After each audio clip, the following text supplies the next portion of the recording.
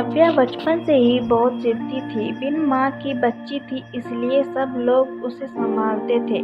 दादी की तो लाडली थी। उसके पापा सचिन की दूसरी शादी करने का प्रयास चालू था, पर यह 7 साल की बच्ची कुछ ना कुछ करके अपने पापा का रिश्ता जुड़ने नहीं देती थी। उसकी दोनों नानी और दादी उसे समझा समझा कर थक गई। बेटा, सभी सौतेली माँ बुरी नहीं होती, और हम है ना, तुम अगर तकलीफ दी तो हम उस पर चिल्लाएंगे, डांटेंगे। लेकिन उसके मन में बार बार डर आ रहा था कि सौतेली माँ मुझे तकलीफ देगी, पापा भी उसकी ही सुनेंगे, और उसकी माँ की आखिरी याद, मतलब उसका मंगलसूत्र, वह भी उस सौतेली माँ को दे देंगे।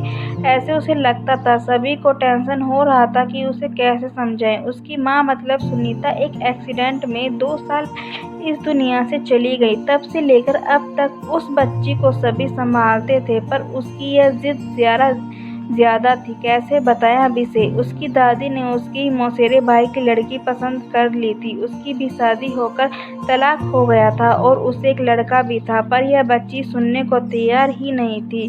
वह लड़का है, मतलब उससे ही सब प्यार करेंगे, मुझसे नहीं, ऐसा मन में वहम बिठाए वो इस शादी को नहीं होने देगी। ऐसी जिद पकड़कर बैठी थी। उसके जिद के आगे सचिन भी नहीं बोल सका। दोनों दादी और नानी काफी चिंतित हो गईं। बाद में सुनीता की माँ ने समस्या का समाधान निकाला। सुनीता की एक दोस्त माया, जिसकी उम्र हो चुकी थी, इसलिए उसकी शादी तय नहीं हो रही थी।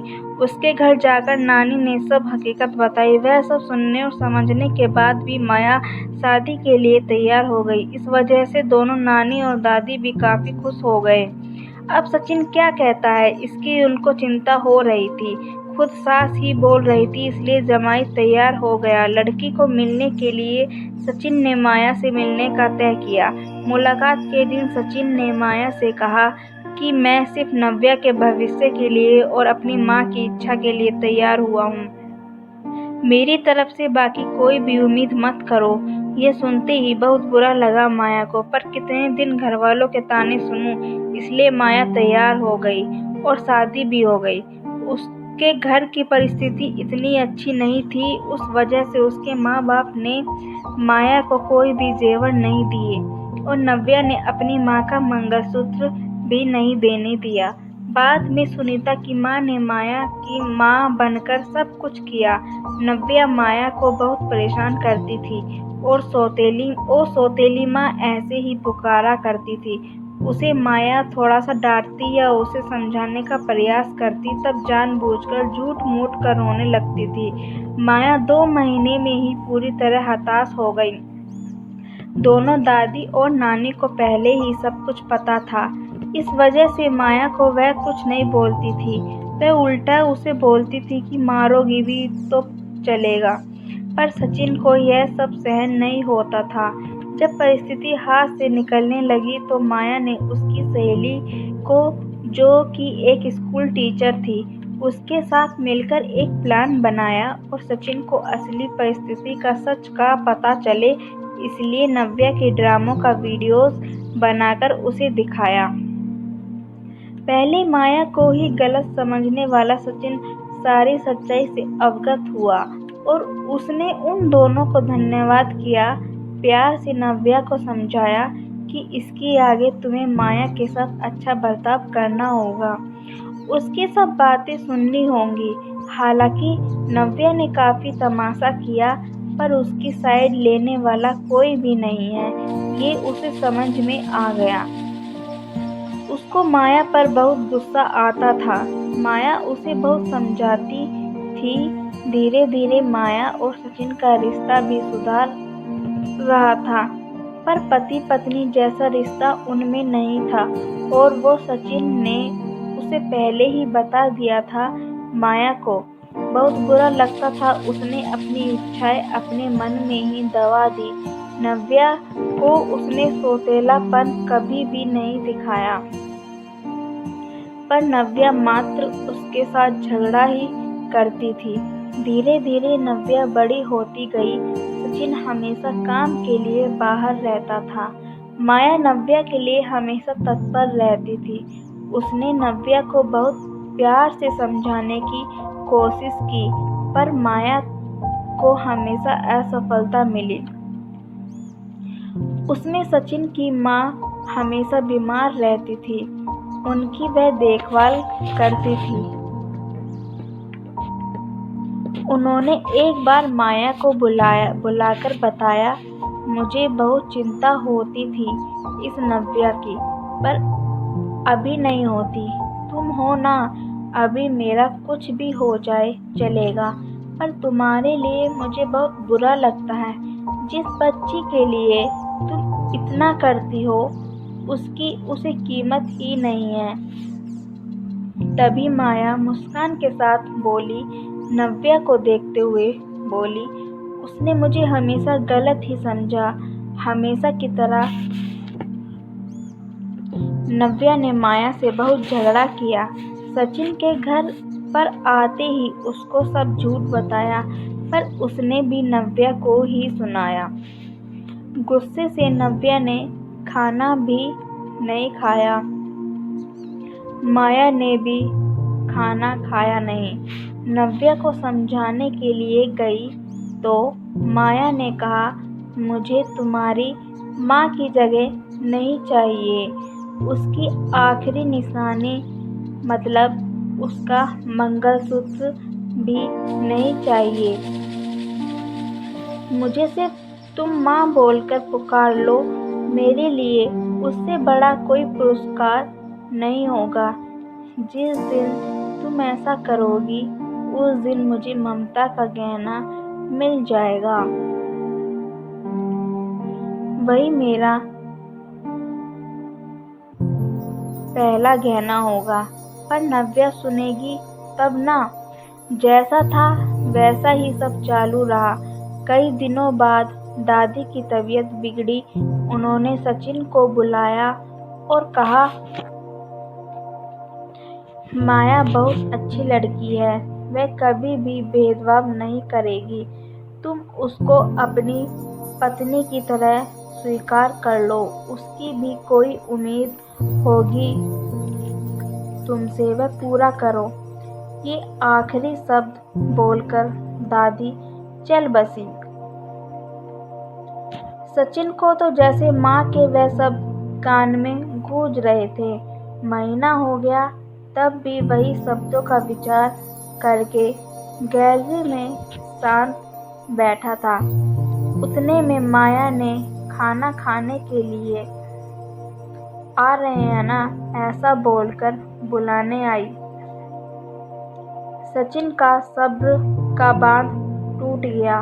वह माया के गोद में सिर रखकर बहुत रोने लगा। आज 5 साल बाद पहली बार सचिन ने माया को छुआ। माया घबरा गई। उतने में नव्या वहां पर आ गई। इस वजह से वह विषय वहीं पर ही खत्म हो गया।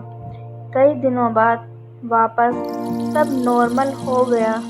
दोनों ही अब शरीर से मन से नजदीक आ गए थे। नव्या को समझ आने कि वह भी जरा अच्छा बर्ताव करने लगी। अभी उसकी 12वीं की परीक्षा थी, इसलिए माया उसके टाइम टेबल सब ठीक ठाक से संभाल रही थी।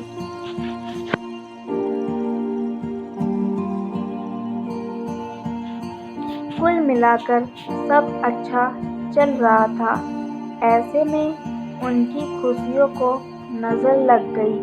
सचिन का भी एक्सीडेंट हो गया और वह गुजर गया। अभी माया और नव्या वह दोनों ही थी एक दूसरे के लिए। जो भी सेविंग थी उस पर घर चल रहा था। माया तो ग्रेजुएट नहीं थी, इस वजह से उसे नौकरी मिलने में दिक्कत आ रही थी। छोटी छोटी नौकरी करके वह घर खर्चा चला रही थी। सचिन की सब सेविंग उसने नव्या के लिए रख दी।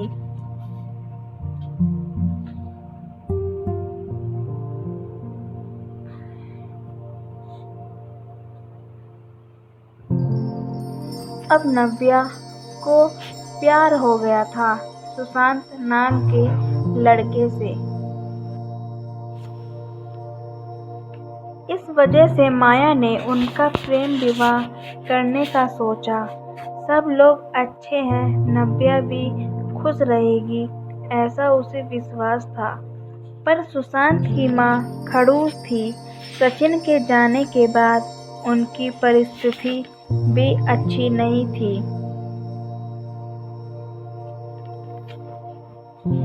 नव्या शादी के बाद ज्यादा गहने नहीं लाई, इसलिए ससुराल वाले उसे तकलीफ दे रहे थे। उसकी सास की सहेलियां घर पर आई थीं नई दुल्हन से मिलने। तब नव्या की सौतेली माँ के बारे में बुरा भला बोल रही थी। सौतेली माँ है ना, इसलिए ऐसा जानबूझकर किया होगा। सब कुछ खुद के लिए रखा होगा और बेटी को लंका की पार्वती बनाकर सिर्फ मंगलसूत्र पहनाकर भेज दिया और हंसने लगी। अभी उसका खुद पर का नियंत्रण टूट गया। मेरी माँ की आखिरी याद मतलब यह मंगलसूत्र है, जो मेरी इच्छा थी कि मैं ही इसे पहनूं। यह मंगलसूत्र मेरी माँ का आशीर्वाद का हाथ है और मेरी माया माँ को बुरा भला बोलने का तुम्हें कोई भी हक नहीं है।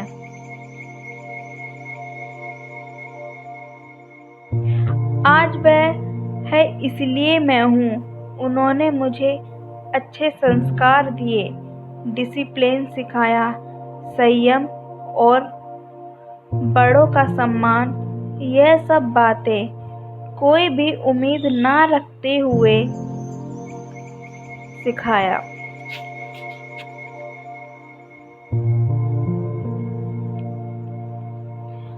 पापा के जाने के बाद भी उन्होंने कमाए हुए एक पैसा भी खुद पर ना खर्च करते हुए सब पैसे मुझे दिए। कभी भी सौतेलापन उन्होंने मुझे नहीं दिखाया। मेरे लिए उन्होंने खुद का बच्चा तक नहीं होने दिया। पर मुझ पागल को कभी यह समझ में नहीं आया। उन्होंने मुझे सिर्फ और सिर्फ प्यार किया।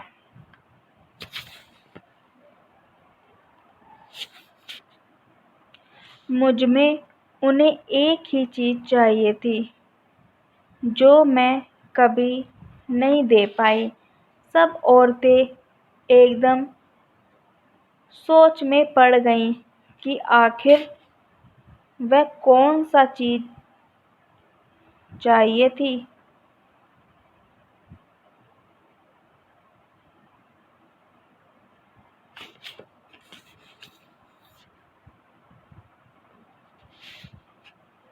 उन्होंने नव्या से पूछा, उन्हें क्या चाहिए था। सच में बहुत महंगा गहना होगा, इसलिए तो उसने इतना एडजस्ट किया होगा। बातचीत हो रही थी, तब वहाँ माया आई और औरतें खुसुर-फुसुर करते हुए हंसने लगीं। माया मन में डर गई। नव्या ने ऐसा क्या किया होगा, ऐसा क्या किया जो यह सब औरतें उसे देख रही हैं। तभी नव्या ने माया को गले लगाकर प्यार से माँ बुलाया। दोनों माँ बेटी सब भूलकर एक दूसरे की बाहों में गुम हो गईं। औरतें जब कानाफूसी कर रही थी कि तभी नव्या बोली, आप सबको वह गहना देखना था ना।